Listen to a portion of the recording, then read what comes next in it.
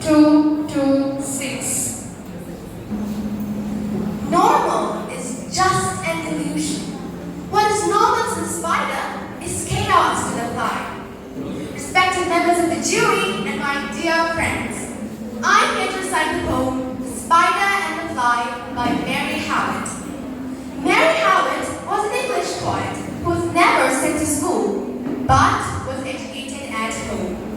The Spider and the Fly is a didactive poem which tells us that vanity will make people vulnerable, doing foolish things.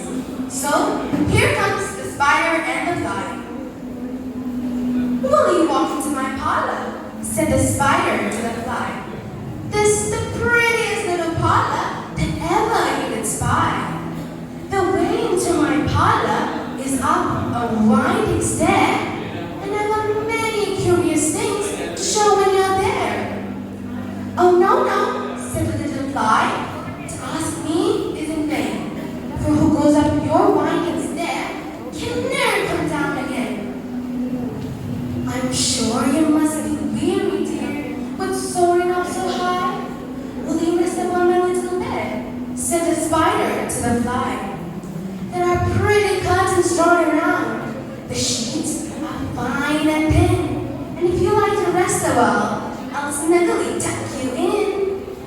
"Oh, no, no," said the little fly, "for I've often heard it said, they never, never wake again who sleep upon your bed."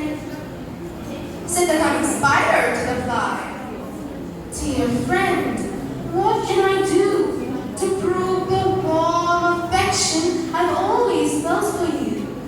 I have within my pantry good store of all that's nice. I'm sure you're very welcome. Or would you please to take a slice?" "Oh, no, no," said the little fly. "Kind sir, that cannot be. For I've heard what's in your pantry, and I do not wish to see."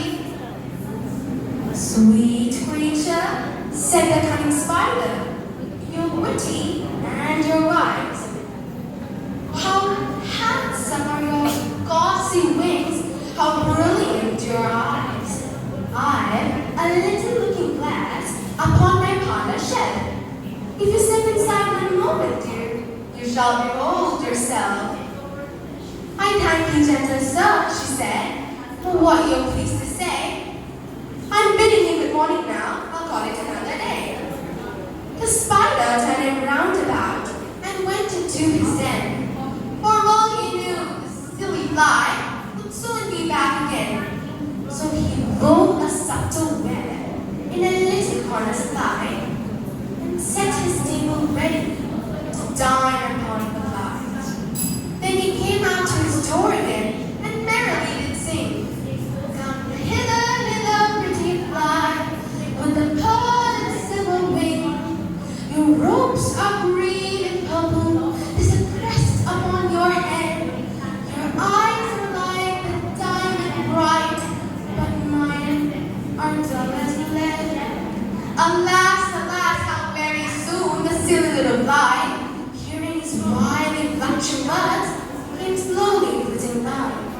With buzzing wings, she hung aloft, and nearer drew, thinking only of her brilliant eyes and green and bubbly hue, thinking only of her crested head.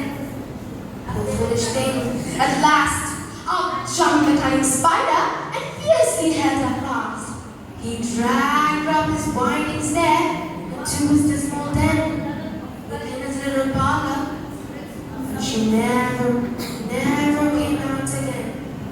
And now, the dear little children who made this story read, to idle, silly, flattering words, I pray you ne'er give heed, but to an evil counselor, close heart, ear, and eye, and take a lesson from this tale of the spider and the fly. Dear all, let me remind, do not fall for silly, flattering words. Thank you, Jane.